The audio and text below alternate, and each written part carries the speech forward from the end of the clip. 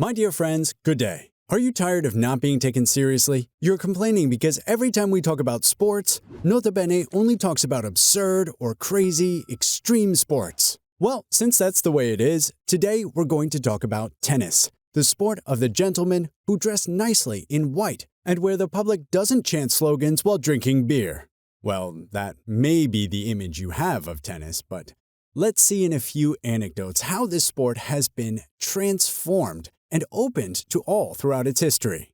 The partner of this episode is BNP Paribas, the official sponsor of Roland-Garros for 50 years and who has accompanied this metamorphosis of tennis during all this time. And to learn more, I invite you to visit We Are Tennis. I put the link in the description, but you'll see we'll have the opportunity to talk about their role in this episode. Let's start with a really scandalous robbery. Patrick Francis Hadow, nicknamed Frank, is an Englishman born in 1855 in London. The Hadow family is a true clan of old-fashioned sporting gentlemen. Like their father before them, the 7 brothers almost all went to Harrow School and were nicknamed the Hadows of Harrow.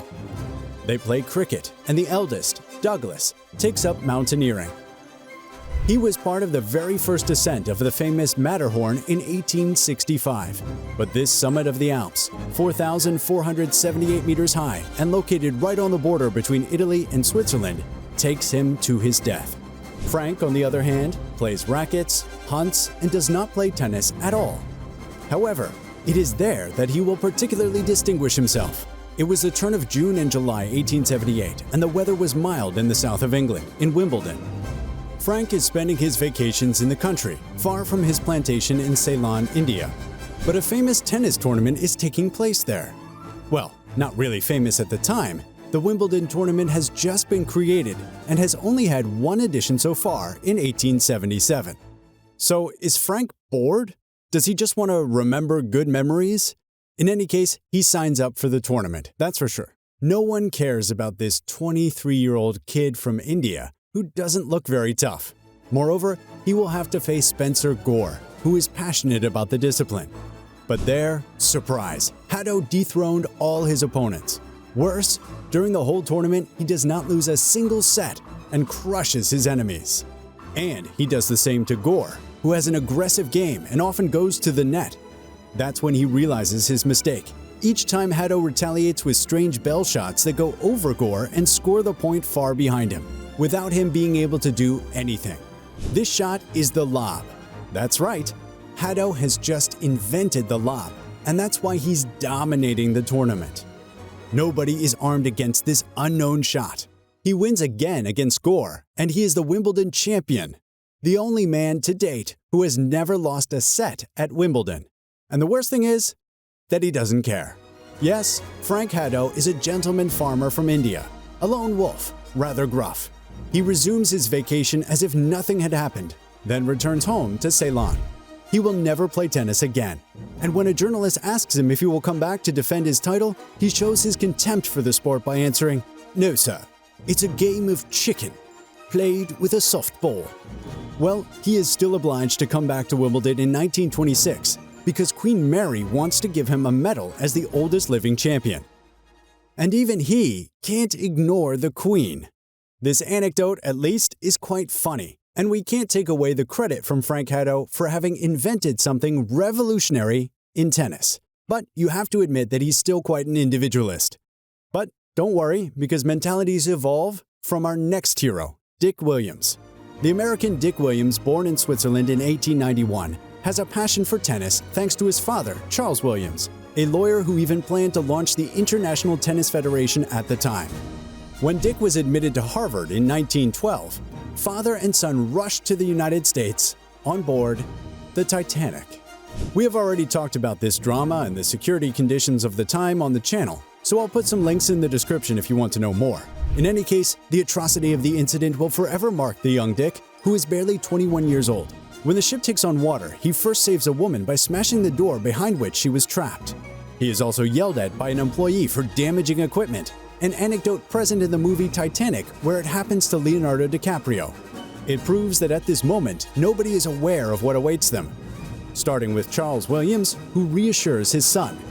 He was shipwrecked on the Arizona 33 years earlier. He knows that an iceberg cannot sink such a ship. But the water is rising fast, up to their waist, and when the ship tips over, one of the 4 large chimneys crushes Charles right in front of his son. Dick ends up clinging to a piece of floating debris with about 30 survivors. A few hours later, there were only 11 of them left. The cold had killed all the others. Help finally arrives and Dick is saved, but not unharmed. He's hoisted aboard the RMS Carpathia, but the ship's doctor is convinced that his legs are too frozen, that they will die and become gangrenous, so he asks that they be amputated. What does William say? Well, I quote, "I refuse to give you permission. I'm going to need these legs." And yes, he has to continue his career because now it's his turn to take care of his mother, who was widowed that night. As soon as possible, he walks, despite the extreme pain, relentlessly walking the Carpathia Bridge. At night, he wakes up every 2 hours and forces himself to walk again.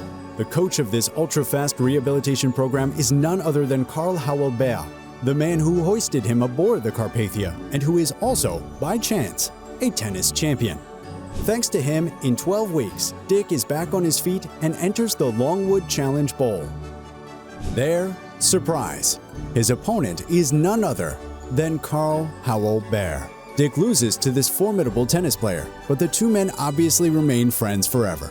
The trauma is such that it will take them more than 2 years to dare to talk together face-to-face about the wreckage. And it is only at 62 and 71 years old that Dick will accept to talk about it in public. In the meantime, the support of his friend allowed him to win 2 US Opens and 5 Davis Cups, including twice with Beer. At the age of 33, he even won the gold medal at the 1924 Paris Olympics. And get this, that day he had a sprained ankle. But he already proved it, the pain, he masters it. In any case, he stops playing tennis at 44 years old after some impressive individual achievements. But the most beautiful thing is probably his relationship with Beer, his savior, rival, and friend. Because when there are 2 of us, we always go a little further. So imagine if there were 4 of us. No need to advertise for Lacoste. But did you know that these clothes were originally reserved for tennis? Well, it's normal, because the founder of the brand was a tennis champion. Born in Paris in 1904, René Lacoste quickly abandoned his studies to devote himself 100% to tennis. Very talented, he joins the 4 Musketeers, the French tennis team. We could have made an episode just about these 4. Clearly, there is Henri Cochet, the magician, a man of the people who has carved out a place for himself in this still very bourgeois sport. Jacques Brognon, also known as Toto, famous for working very well with his friends and ensuring victory in doubles, and who will end up working in Hollywood in film sets. There is also Jean Borotra, bouncing, dancing, catching his opponent off guard, and therefore nicknamed the Bounding Basque. He was prevented from joining the resistance when Pétain bombarded him as Commissioner of Education and Sports during the occupation. But his patriotism arouses the suspicion of the Nazis, and indeed, one day, Jean looks Pétain straight in the eye and announces that he is joining the resistance. Immediately arrested, he escapes thanks to the intervention of René Lacoste and the King of Sweden, Gustav V. I warned you, this is a true story of musketeers wielding the racket like a sword. This team won the Davis Cup 6 times and 40 Grand Slam tournaments. But the one who interests us the most is René Lacoste. His pro career was relatively short, but what stands out is that he put his ingenuity at the service of the collective to invent equipment that helps people play tennis in better conditions. He too has a nickname, the Crocodile, because of a crocodile skin briefcase that he never takes off. But it also describes his way of playing. René is a calm, observant person who pays attention to every detail. On the court, his style is minimalist, but incredibly tenacious. It's his sense of observation that taught him everything. Because Lacoste never had a teacher and never took a single tennis lesson, he learned by observing others.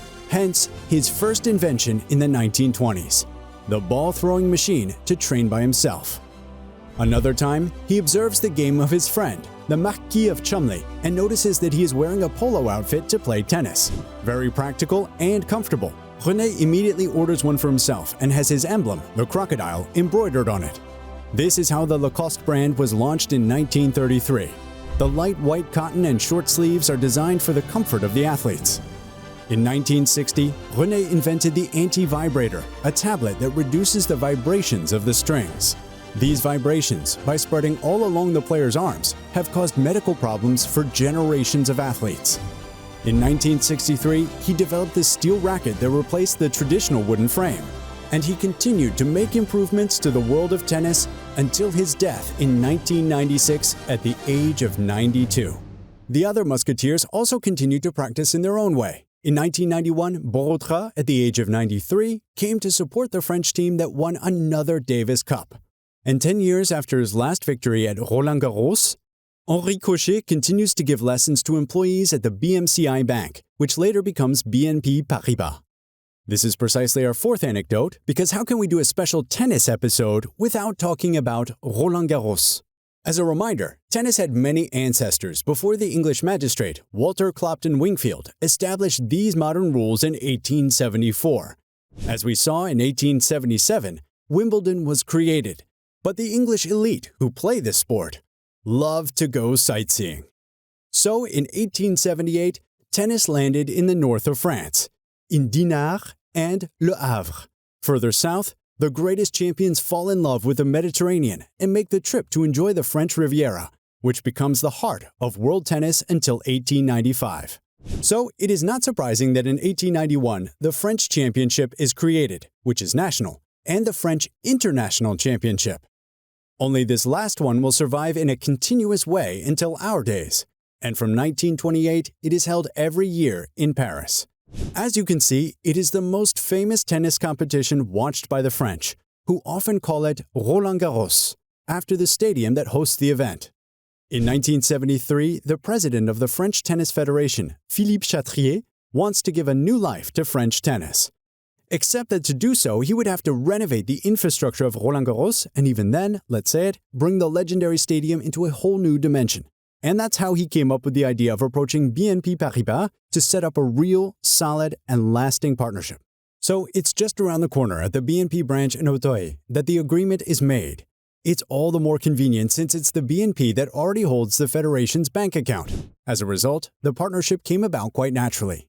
The bank finances the work, and in exchange, its logo is placed on the famous green covers on the back of the courts. The story could end there, but BNP, or BNP Paribas, since 2000, is still to this day the official sponsor of the competition, and is not content with giving money, but is really involved in the sport. It is in this sense that the bank became a partner of the selection of ball boys and girls, the famous Ballos, in 2000, allowing easier access to all young tennis fans in the country, while the federation was, until then, reserved only for the Île-de-France. To break down the clichés that stick to tennis, BNP Paribas will create in 2015 the We Are Tennis Fun Academy, a school of supporters accompanied by a band to brighten up the stands of Roland-Garros and the high-tension matches of the French men's and women's teams. But tennis can have an impact on the world far beyond the lines of the court. In 2020, young Canadian player Félix Auger-Aliassime crosses paths with BNP Paribas with a desire to give back to society. And so was born the FAA Points for Change project, where every point scored by the Canadian player on the tour is rewarded with a donation to support education and youth protection in Togo, where Félix's father is from. And we could go on and on, but the idea is always the same: to create a tennis that is more collective, more committed, and more accessible to all. And all this beautiful story started in '73, the year when a big question shook the world of tennis, the one of the place of woman. But fortunately, once again, a great champion has really stood out, and it is Bille Jean King. Born in California in 1943, Bille Jean Moffat changed the face of tennis forever. During her professional career, she won 27 Grand Slams and a record 20 Wimbledon trophies. But for her, it's not just a sport. She turns the tennis court into a political battlefield. Indeed, she noticed that at each tournament she is paid less than a man. The argument is that women play in 3 sets and men in 5. So she works less. But that doesn't make sense. The Federation knows that women's matches attract more people than men's, sell more tickets, and fill more halls. So in 1970, she joins the original 9, the 9 women players who, following Gladys Heldman, form their own professional circuit, entirely autonomous and separate from the men's structures. And for that, they are banned from the Federation and have to organize their own competition. Each new match is a huge financial risk that depends only on their performance. In 71 and 72, this alliance already organized prestigious events, proving that paying the players properly is quite possible. So I have to say that this difference in bonuses is not a legacy of old tennis, right? In fact, it's brand new. In fact, tennis has only been considered professional in the United States since 1968. And there was a difference, even then, in salary. But every year, the gap, it increases. In fact, the leaders of the federation, they proceed to a robbery in the rules. There's no other word. And it must be said that the chauvinist speeches are quite common. In 1973, Bobby Riggs, a retired tennis champion, realizes that if he makes a sexist statement, the cameras will focus on him. Sexism equals controversy, and controversy equals money. He then has the idea to launch a false comeback. He starts repeating over and over that women's tennis is inherently inferior to men's tennis. Pushing the provocation further, he starts playing disguised as a woman or a toddler, or even with a t-shirt with a hole in the nipples. He claims to represent male superiority and gives himself a title, the King of Male Chauvinist Pigs. He even offers $5,000 to any woman who defeats him. According to him, even a female world champion is unable to beat a 55-year-old retired player. He stalks Bille because they can both make a lot of money, but she refuses to play his game. And in 1973, he falls back on the Australian Margaret Smith Court, whom he beats badly. A good winner, Riggs applauded her courage. No, not at all. In fact, he's going to go further and proclaim himself the women's tennis champion. And this time, Bille Jean has no choice. She knows it's a media trap, but you gotta go for it. The media is announcing the match of the century, which they call the Battle of the Sexes. On September 20th, 1973, the Houston Astronomer welcomes 31,000 people, to which 100 million spectators must be added. Money was flowing, and $100,000 was offered to whoever won the match. To cheers, Riggs makes his entrance sitting in a carriage pulled by female models dressed very scantily. He wears a sugar daddy jacket sponsored by the famous candy brand. Bille Jean enters in turn carried on a golden throne covered with ostrich feathers, raised by the muscular arms of bare-chested men. All this staging, it can seem quite crazy today, especially if we wonder if all this is serious. In fact, isn't Bobby Riggs setting up a kind of gigantic joke since the beginning? Is he really sincere in his misogyny? And isn't Bille Jean participating in a parody of Match? Well, I'll let you make your own opinion.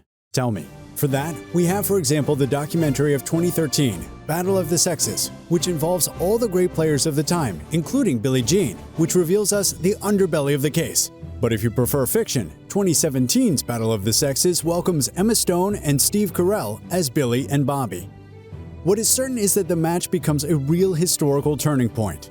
On one hand, Bille Jean beats her opponent, demonstrates the effectiveness of women's tennis, and denounces the hypocrisy of an institution that yesterday banned and underpaid her, and today offers her $100,000 to play a completely off-the-circuit retiree.